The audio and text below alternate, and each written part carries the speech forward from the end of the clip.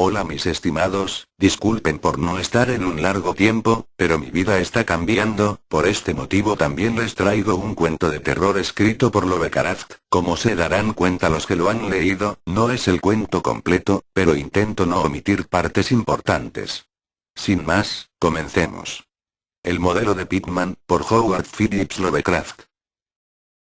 No tienes por qué pensar que estoy loco, muchos tienen manías raras, es solo cuestión de fijarse con detalle en las demás personas y no tardarás mucho en encontrarlas.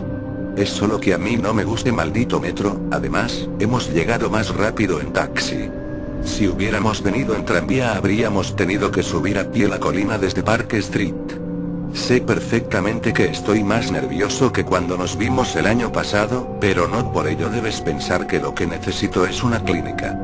Bien sabe Dios que no me faltan motivos para estar internado, pero afortunadamente creo que estoy en mi sano juicio. Bueno, si tienes que oírlo, no veo por qué no puedes hacerlo. Tal vez sea lo mejor, pues desde que te enteraste de que había dejado de ir al club y me mantenía a distancia de Pitman no has cesado de escribirme como lo haría un atribulado padre. Ahora que Pitman ha desaparecido de la escena voy por el club de vez en cuando, pero mis nervios ya no son lo que eran. No sé qué ha sido de Pitman, y prefiero no adivinarlo. Podías haber sospechado que dejé de verle porque sabía algo confidencial. Ese es precisamente el motivo por el que no quiera pensar a dónde ha ido. Dejemos a la policía que averigüe lo que pueda, que no será mucho, a juzgar por el hecho de que no saben todavía nada de la vieja casa del North End que Pitman alquiló bajo el nombre de Peters. No estoy seguro de que volviera a encontrarla yo, ni de que lo intentara, ni siquiera a plena luz del día. Sí, sé bien, o temo saber, por qué la tenía alquilada. De eso voy a hablarte. Y espero que entiendas antes de que haya terminado por qué no pienso ir a decírselo a la policía. Me pedirían que les llevara hasta allí, pero yo no podría volver a aquel lugar ni aun en el supuesto de que conociese el camino. Algo había allí. Bueno, por eso ahora no puedo coger el metro ni bajar a ningún sótano.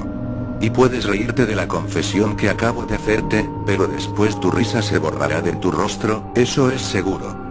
No me escandalizó ante el arte morboso, y cuando un hombre tiene el talento de Pitman considero un honor el haberle conocido, al margen de la dirección que tome su obra. Jamás tuvo Boston un pintor con las dotes de Richard Upton Pitman. Lo dije hace mucho y sigo manteniéndolo, y ni siquiera me retracté un ápice de lo dicho cuando expuso su demonio necrófago alimentándose. Tú sabes bien que producir obras como las de Pitman requiere un arte profundo y una especial intuición de la naturaleza.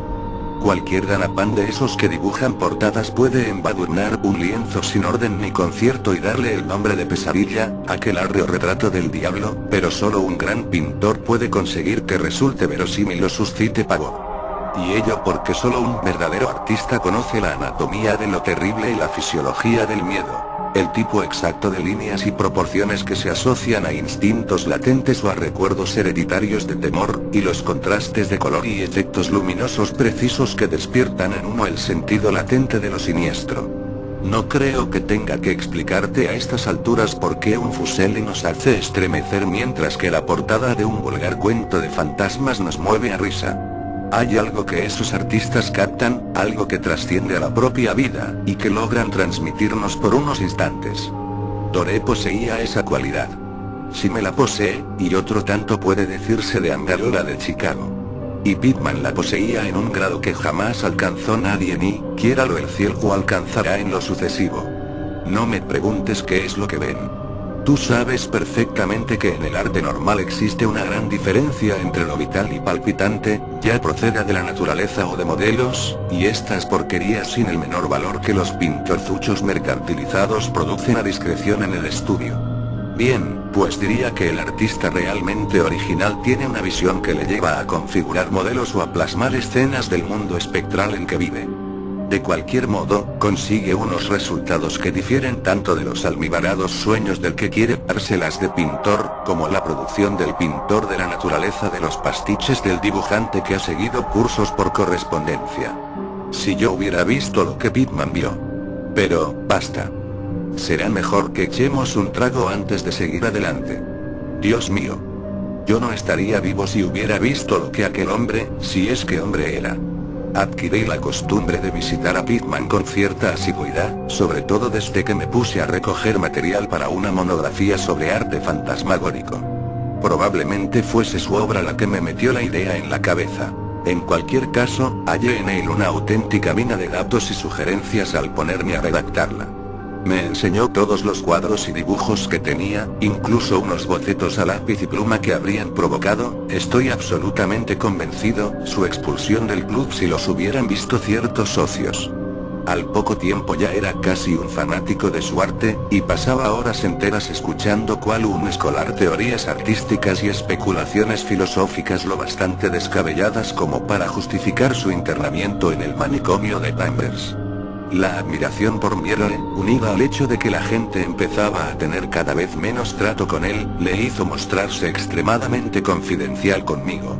Y una tarde me insinuó que si mantenía la boca bien cerrada y no me hacía el remilgado, me mostraría algo muy poco corriente, algo que superaba con creces lo que guardaba en casa. Hay cosas, dijo, que no van con Newburgh Street, cosas que estarían fuera de lugar y que no cabe imaginarse aquí. Yo me dedico a captar las emanaciones del alma, y eso es algo que no se encuentra en las advenedizas y artificiales calles construidas por el hombre. El lugar indicado para vivir de un artista es el North End. Si los estetas fueran sinceros, soportarían los suburbios por eso de que allí se acumulan las tradiciones. Pero, por Dios, ¿no comprendes que esos lugares no han sido simplemente construidos sino que han ido creciendo?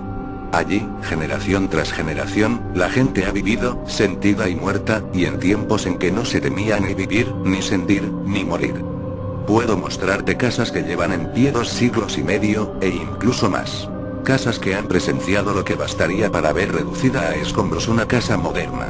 ¿Sabías que hubo un tiempo en que todo el North End estaba agujereado por túneles a través de los cuales las casas de ciertas personas se comunicaban entre sí, y con el camposanto y con el mar? Mucho procesar y mucho perseguir a cielo descubierto. Pero cada día sucedían cosas que no podían entender y de noche se oían risas que no sabían de dónde provenían. En 8 de cada 10 casas construidas antes de 1700, y sin tocar desde entonces, podría mostrarte algo extraño en el sótano. Apenas pasa mes que no se oiga hablar de obreros que descubren galerías y pozos cubiertos de ladrillos, que no conducen a parte alguna, al derribar este o aquel edificio. Tuviste ocasión de ver uno cerca de Enchman Street desde el ferrocarril elevado el año pasado. Allí había brujas y lo que sus conjuros convocan. Cogí un local que no creo conozcan más de 3 hombres nórdicos aparte de mí. No está muy lejos del elevado, en cuanto a distancia se refiere, pero dista siglos por lo que al alma respecta. Lo que me impulsó a cogerlo es el extraño y viejo pozo de ladrillo que hay en el sótano, ya sabes, uno de esos sótanos de los que te he hablado. El antro, pues no cabe otro calificativo, casi no se tiene en pie, por lo que a nadie se le ocurriría vivir allí, y me avergonzaría decirte lo poco que pago por él. Las ventanas están entabladas, pero lo prefiero así, pues para mi trabajo no necesito la luz del día. Pinto en el sótano, donde la inspiración me viene con más facilidad, pero tengo otras habitaciones amuebladas en la planta baja. El dueño es un siciliano, y lo he alquilado bajo el nombre de Peters.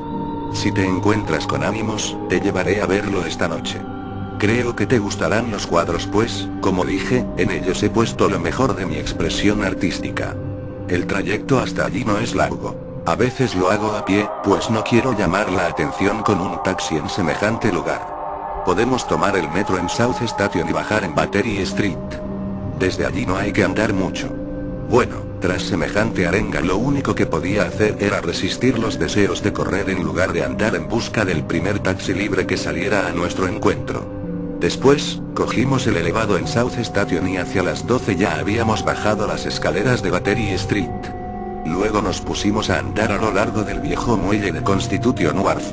No me fijé en los cruces, por lo que no sabría decirte dónde torcimos, pero puedo asegurarte que no fue en Greenock Lane.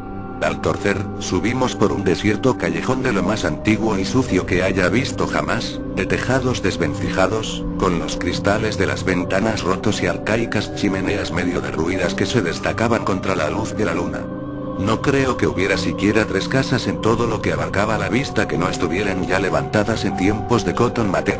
Cuando menos, divisaba dos con un voladizo, y en cierta ocasión me pareció ver una hilera de tejados con el ya casi olvidado estilo holandés, aunque los anticuarios dicen que ya no queda ni uno solo en Boston.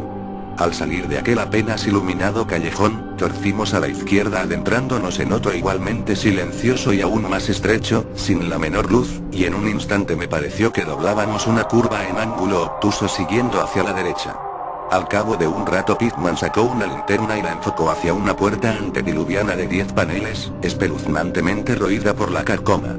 Tras abrirla, mi anfitrión me condujo hasta un vestíbulo vacío en donde en otro tiempo debió haber un magnífico artesonado de roble oscuro, sencillo, desde luego, pero patéticamente evocador de los tiempos de Andros, Phipps y la brujería.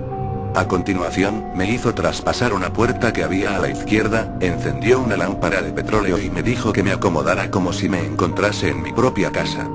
Bueno, soy uno de esos tipos a los que el hombre de la calle llama con toda justicia duro, pero confieso que lo que vi en las paredes de aquella habitación me hizo pasar un mal rato. Eran los cuadros de Pittman, ya sabes a los que me refiero, aquellos que no podía pintar en Newbury Street y ni siquiera le dejaron exponerlos allí. Y tenía toda la razón cuando dijo que se le había ido la mano.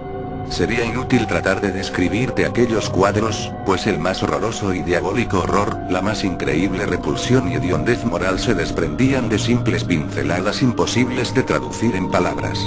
No había nada en ellos de la técnica exótica característica de Sidney Sime, nada de los paisajes transplanetarios ni de los hongos lunares con los que Clark Ashton Smith nos hiela la sangre. Los trasfondos eran en su mayoría antiguos cementerios, bosques frondosos, arrecifes marinos, túneles de ladrillo, antiguas estancias artesonadas o simples criptas de mampostería. El camposanto de Copsid, apenas a unas manzanas de la casa, era uno de sus escenarios favoritos.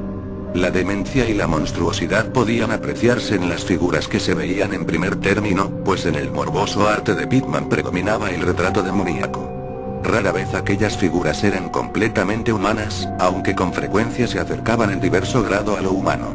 La mayoría de los cuerpos, si bien toscamente bípedos, tenían una tendencia a inclinarse hacia adelante y un cierto aire canino. La textura de muchos de ellos era de una aspereza bastante desagradable al tacto. Parece como si los estuviera viendo. Se ocupaban bueno, no me pidas que entre en detalles. Por lo general estaban comiendo, pero será mejor que no diga qué. A veces los mostraba en grupos en cementerios o pasadizos subterráneos, y a menudo aparecían luchando por la presa o, mejor dicho, el tesoro descubierto. Y qué expresividad tan genuinamente diabólica sabía en ocasiones infundir Pittman a los ciegos rostros de tan macabro botín. De cuando en cuando se les veía saltando en plena noche desde ventanas abiertas, o agazapados sobre el pecho de algún durmiente, al acecho de su garganta. En un lienzo se veía a un grupo de ellos aullando alrededor de una bruja ahorcada en Gallows Hill, cuyas demacradas facciones guardaban un extraordinario parecido con las de aquellos seres. Pero no creas que fueron aquellas horripilantes escenas lo que me hizo perder el sentido. No soy un niño de 3 años y no es, ni mucho menos, la primera vez que veo cosas así. Eran los rostros, aquellos endiablados rostros que miraban de soslayo y parecían querer salir del lienzo como si se les hubiese inspirado un aliento vital. Dios mío, juraría que estaban vivos. Aquella bruja nauseabunda que se veía en el lienzo había despertado a los fuegos del Averno y su escoba era una varita de sembrar pesadillas. Había algo llamado, la lección. Santo cielo, en mala hora lo vería. Escucha, ¿te imaginas un círculo de inefables seres de aspecto canino agazapados en un cementerio enseñando a un niño a comer según su usanza? El coste de una presa producto de una suplantación, supongo. Ya sabes, el viejo mito de esos extraños seres que dejan sus vástagos en la cuna en sustitución de las criaturas humanas que arrebatan. Pittman mostraba en el cuadro lo que les depara la fortuna a los niños así arrebatados, cómo crecen. Justo entonces comencé a ver la espantosa afinidad que había entre los rostros de las figuras humanas y las no humanas. Por medio de aquellas gradaciones de morbosidad entre lo resueltamente no humano y lo degradadamente humano trataba de establecer un sardónico nexo evolutivo. Los seres caninos procedían de los mortales. Y apenas acababa de inquirirme qué hacía con las crías que quedaban con los seres humanos a modo de trueque, cuando mi mirada tropezó con un cuadro que representaba a la perfección dicha idea. Se trataba de un antiguo interior puritano. Una estancia de gruesas vigas con ventanas de celosía, un largo banco y un mobiliario del siglo XVIII de estilo bastante tosco, con la familia sentada en torno al padre mientras éste leía las escrituras. Todos los rostros, salvo uno, mostraban nobleza y veneración, pero ese uno reflejaba la burla del Averno. Era el rostro de un varón de edad juvenil, sin duda pertenecía a un supuesto hijo de aquel piadoso padre, pero en realidad era de la parentela de los seres impuros. Era el niño suplantado.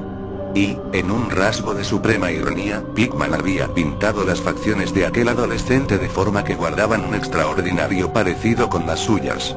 Para entonces, Pickman había encendido ya una lámpara en una habitación contigua y, cortésmente, abrió la puerta para que pasara yo, al tiempo que me preguntaba si quería ver sus estudios modernos. Me había sido imposible darle a conocer muchas de mis opiniones, el espanto y la repugnancia que se apoderaron de mí me dejaron sin habla, pero creo que comprendió perfectamente cuáles eran mis sensaciones y se sintió muy halagado. Y ahora quiero que quede bien claro una vez más, que no soy uno de esos alfeñiques que se lanzan a gritar en cuanto ven algo que se aparta lo más mínimo de lo habitual. Pues bien, a pesar de todo ello, la habitación contigua me arrancó un angustioso grito de la garganta, y tuve que agarrarme al vando de la puerta para no desfallecer. En la otra estancia había un sinfín de engendros y brujas invadiendo el mundo de nuestros antepasados, pero lo que había en esta nos traía el horror a las puertas mismas de nuestra vida cotidiana. Dios mío, qué cosas pintaba aquel hombre. Uno de los lienzos se llamaba Accidente en el metro, y en él un tropel de abominables seres surgían de alguna ignota catacumba a través de una grieta abierta en el suelo de la estación de metro de Boylston Street y se lanzaban sobre la multitud que esperaba en el andén. Otro mostraba un baile en Coachella en medio de las tumbas, sobre un fondo actual. También había unas cuantas vistas de sótanos, con monstruos que se deslizaban furtivamente a través de agujeros y hendiduras abiertos en la mampostería, haciendo siniestras muecas mientras permanecían agazapados tras barriles o calderas y aguardaban a que su primera víctima descendiera por la escalera. A medida que recobraba el ánimo y me iba acostumbrando a aquella segunda estancia de arte diabólico y morboso, me puse a analizar algunos aspectos de la repugnancia y aversión que me inspiraba todo aquello. En primer lugar, me dije a mí mismo, aquellos seres me asqueaban porque no eran sino la más fiel muestra de la total falta de humanidad e insensible crueldad de Pickman. Semejante personaje debía ser un implacable enemigo de todo el género humano a tenor del regocijo que mostraba por la tortura carnal y espiritual y la degradación del cuerpo humano. En segundo lugar, lo que me producía pavor en aquellos cuadros era precisamente su grandeza. Aquel arte era un arte que convencía. Al mirar los cuadros veíamos a los demonios en persona y nos inspiraban miedo. Y lo extraño del caso era que la subyugante fuerza de Pickman no provenía de una selectividad previa o del cultivo de lo extravagante. En sus cuadros no había nada de difuso, de distorsionado ni de convencional. Los perfiles estaban bien definidos, y los detalles eran precisos hasta rayar en lo deplorable. ¿Y qué decir de los rostros? Lo que allí se veía era algo más que la simple interpretación de un artista. Era el mismo infierno, retratado cristalinamente y con la más absoluta fidelidad. Eso es justo lo que era, cielos.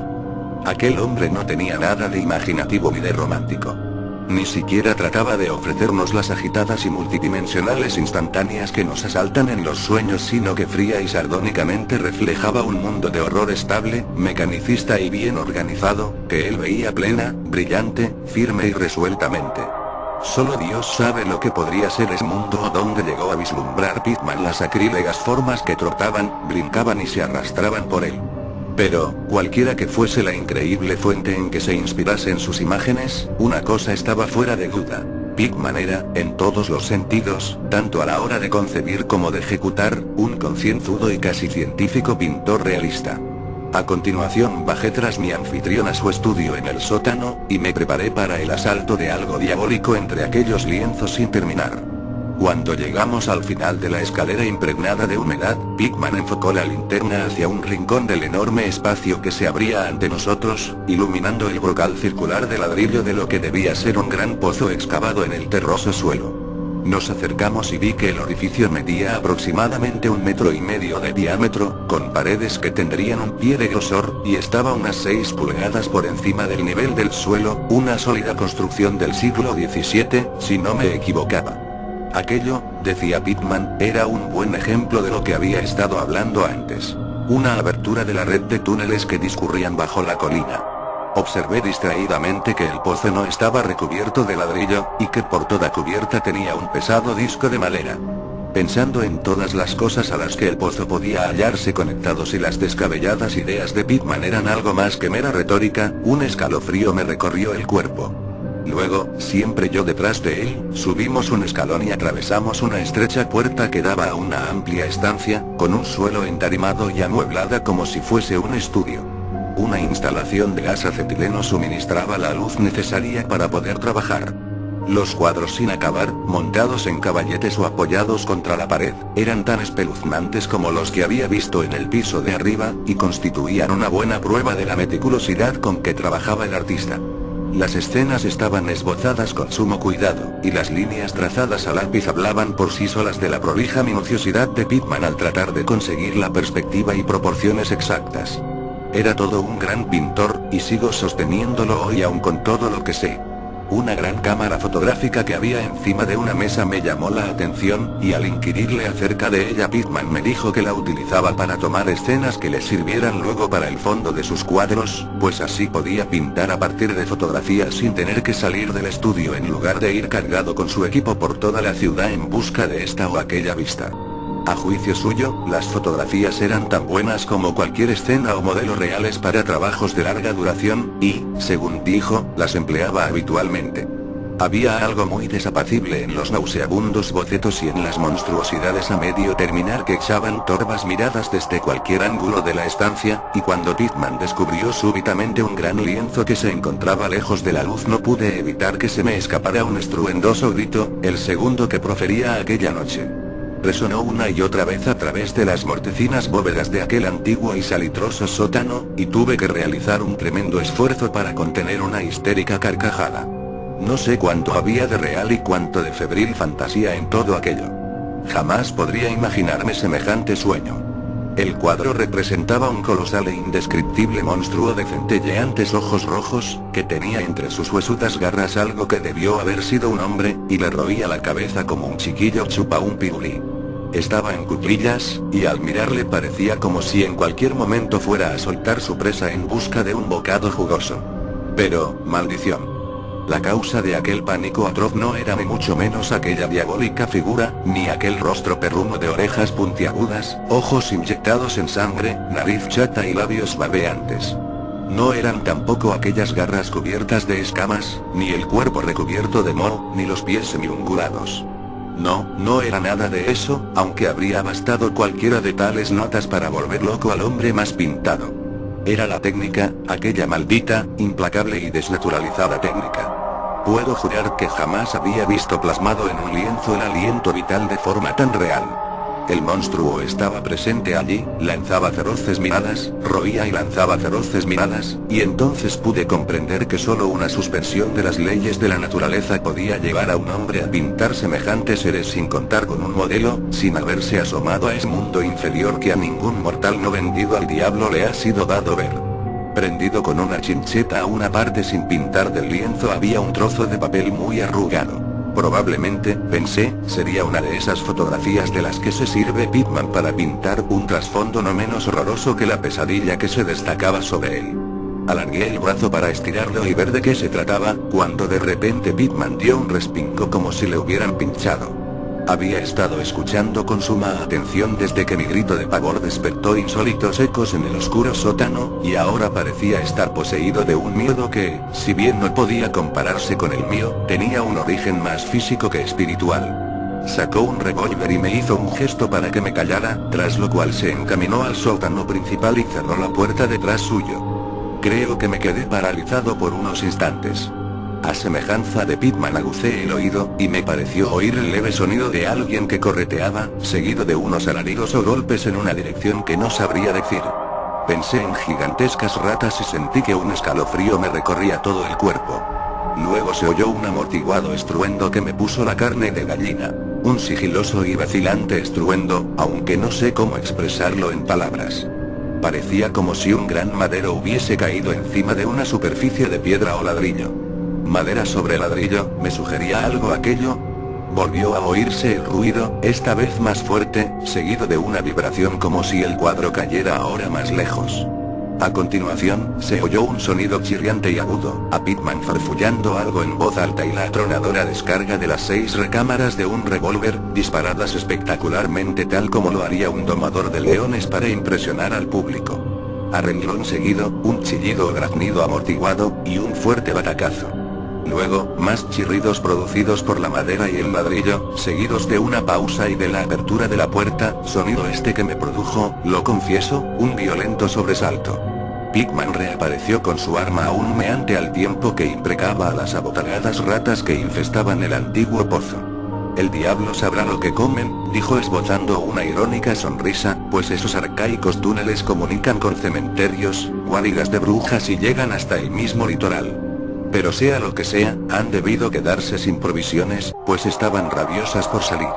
Tus gritos debieron excitarlas. Lo mejor será andar con cuidado por estos parajes. Nuestros amigos roedores son el mayor inconveniente, aunque a veces pienso que con ellos se consigue crear una cierta atmósfera y colorido. Bueno, aquel fue el final de la aventura nocturna. Pitman me había prometido enseñarme el lugar, y bien sabe Dios que lo hizo. Me sacó de aquella maraña de callejas por otra dirección al parecer, pues cuando vimos la luz de una farola nos hallábamos en una calle que me resultaba familiar, con monótonas hileras de bloques de pisos y viejas casas entremezcladas. Aquella calle no era otra que Charter Street, pero yo me encontraba demasiado agitado como para poder advertirlo. ¿Por qué dejé de ver a Pitman? No eran los cuadros que vi en aquel lugar. Aunque juraría que bastaría con ellos para que a Pitman no le permitieran el acceso en 9 de cada 10 hogares y clubs de Boston. Supongo que ahora comprenderás por qué evito por todos los medios bajar a metros o sótanos. Fue algo que encontré en mi abrigo a la mañana siguiente. Me refiero al arrugado papel prendido a aquel horripilante lienzo del sótano, aquello que tomé por una fotografía de alguna vista que Pitman pretendía reproducir a manera de trasfondo para el monstruo. El último respingo de Pitman se produjo justo cuando iba a desenrollar el papel, y, al parecer, me lo metí distraídamente en el bolsillo. Sí, a aquel papel se debió el que no volviera a ver más a Pitman. Richard Upton Pitman, el artista más dotado que he conocido. Y el más execrable ser que haya traspasado jamás los límites de la vida para abismarse en las cimas del mito y la locura. No puede decirse que Pitman fuera humano estrictamente hablando. O bien nació bajo una influencia maligna, o dio con la forma de abrir la puerta prohibida. Y haga lo mismo, pues desapareció. Volvió a abismarse en esa increíble oscuridad que él tanto gustaba frecuentar. Será mejor que encendamos el candelabro. No me pidas que te explique, o siquiera conjeture, qué es lo que quemé. Tampoco me preguntes qué había tras esa especie de topo gateador que también se las arregló Pitman para hacer pasar por ratas. Hay secretos que pueden proceder de los viejos tiempos de Salem, y Cotton Mather cuenta cosas aún más extrañas. Bien sabes tú cuán endiabladamente expresivos eran los cuadros de Pitman, como todos nos preguntamos más de una vez de dónde podía sacar aquellos rostros. Bueno, después de todo, aquel papel no era la fotografía de una perspectiva. En él se veía únicamente el ser monstruoso que estaba pintando en aquel horrible lienzo. Era el modelo en que se inspiraba. Y el trasfondo no era sino la pared del estudio del sótano pintada con todo lujo de detalle. Por el amor de Dios, aquella era una fotografía tomada del natural.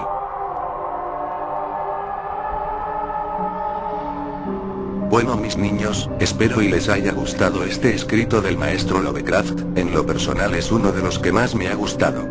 Espero y este mes de octubre estar sacando material. Sin más, me despido, que tengan una bonita noche.